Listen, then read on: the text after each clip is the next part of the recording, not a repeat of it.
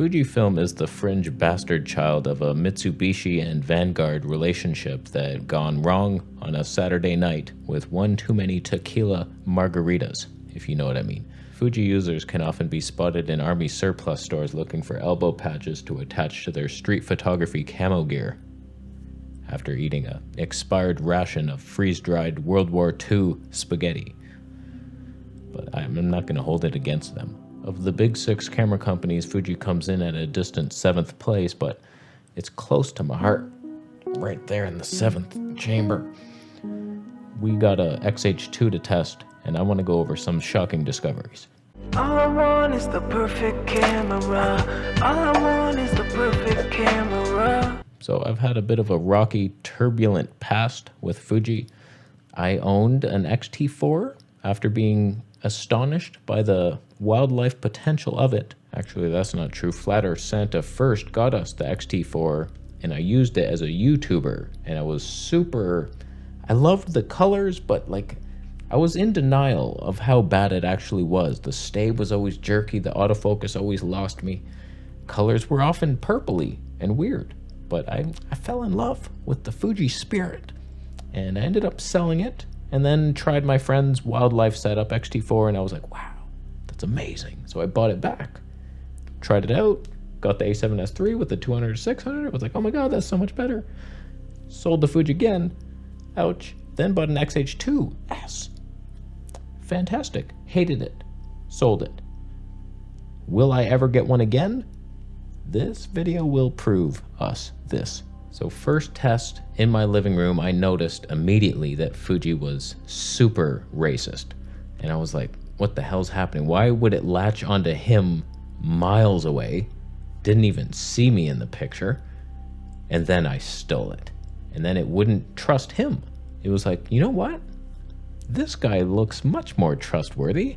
I'm never gonna look at him again. Interesting though. I felt like my friend, either he's better looking than me, or, oh man, I lost it. Or just Fuji seems to prefer black people, and it's not something I can stand behind. We were just trying to find out like these autofocus settings and see like which face would it pick and would it stick to one. We're just in Astia here, HD 24p, and you know, it just looks so fantastic. That 16mm 1.4 lens, that's what I didn't have. When I got the XH2S finally, I was stuck with a Viltrox and a little Zeiss knockoff. Oh, that hurt. But if I had had this lens, man, that might have changed everything. I might have kept the XH2S, even though the 240 frames, as we'll see in the XH2, still pretty bad, but maybe better. This was truly the deal-breaking flaw that caused me to sell the XH2S. It was that the 240 frames per second was worse than the X-T4, worse than the XS10. What's the XS20 gonna do? Is it gonna be better? Have 480 frames that's better than your flagship? Probably. Freaking thing doesn't even let you save custom dials with the video settings. But here we are trying the XH2 in 240 frames, and I feel like it's slightly better. I don't know, man. I'm seeing like it's still noisy, but we're indoors with not the best lighting. It's to be expected that it would be a little noisy and terrible looking, but I was surprised that I think it looks better, because if it was on the XH2S, like, I would know for sure that it was unusable. You would see the noise patterns, it's elongated and strange. I feel like the XH2 might be the better buy. Here's a little F-Log 2. I try to steal the autofocus from my friend, and this was so weird. It exposes perfectly for black people, but you get a white guy in the room and he's all of a sudden, you can't even look at the guy without blinding yourself. Frickin' ghost. Did I die and go to Fuji hell? I think I did. Perfectly exposed, and then I'm like, super white. It's bullshit. But here's what I noticed. When you compare Fuji to full frame, it's just like no matter what full frame camera you're using, it's just a better look. It's just the size of the sensor is all you need to overcome whatever Fuji can do. Doesn't matter if you're in disgusting Sony color science, disgusting. But like next to the Fuji, it's like, it's still a better image. I don't know, it's just like sharper. The colors may not be what you want, but they're higher quality wrong colors, and that's fine. Higher quality. And I tell you, those 8K files, those do not edit smoothly at all. What would you ever need 8K for? Because you don't have the slow frame rates, not even 60p, so there's 0 point to getting this. If I ever was to buy a Fuji XH2, it would be because it does HD 240p, and that would be the only reason. Here's nostalgic neg. Oh, the classic profile of the ages. In 8K, I think. Why did I do that? It's so hard to edit the files. Oh, it's too sharp for its own good. I don't have herpes. It's a blister. I then went for a long walk to test the IBIS out in my junior one-bedroom apartment, and I do feel that it was slightly better than the XH2S, and that's bullshit. Like, why would it be? It's the same identical body.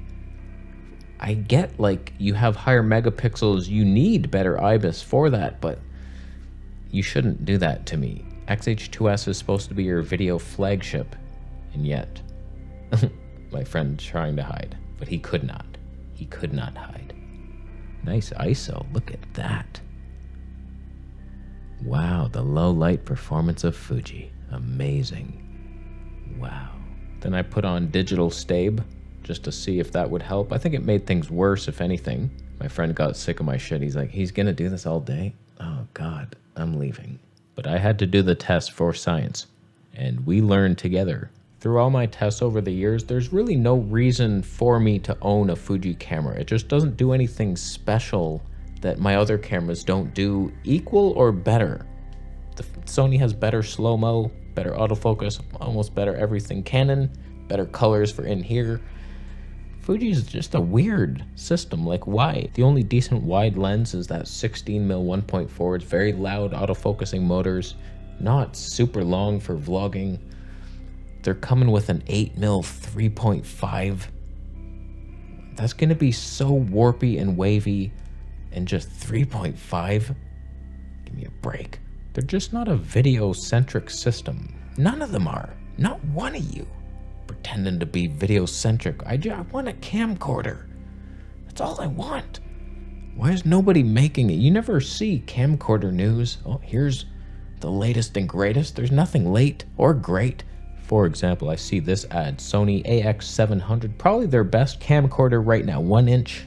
Fantastic. 4K 60, I think? Maybe? Decent optical Boss Stabe. $1,900. Or best offer. I will talk him down. My offer is $721. It's like a 29mm lens on the wide end. What's the point? Where's my little Sony X4000 with a 1-inch sensor? If Fuji made an action cam with a 2-megapixel 1080p sensor with Boss stabilization, I might be on board to purchase your item. But they're not doing it. It's not in the roadworks or the roadmap. No one's doing anything that I want. Why am I here? A GoPro 11 is my best vlogging camera? What kind of sick world do we live in where this is the best? A 25 megapixel action cam for best photos. Thank you, Ian Corzine. If Fuji pushes some boundaries on this XS20 and they add HD 480 frames and you can save video settings to your custom dials, you improve the IBIS, a completely reworked mechanism that actually does something, I'll look at you. I want to love Fuji. They're the underdog. But I was much happier with the GH6 and I sold that. I'm much more likely to buy into a Panasonic system in the future than Fuji. Let that sink in. Yeah. For the autofocus, let that sink in. So, I don't know, Fuji, you got a long way to go to reestablish your genes in my sack. I'm gonna leave. I'm in focus here. Sony 35mm Voigtlander, 1.2. You buying stuff? Subscribe for what I say next.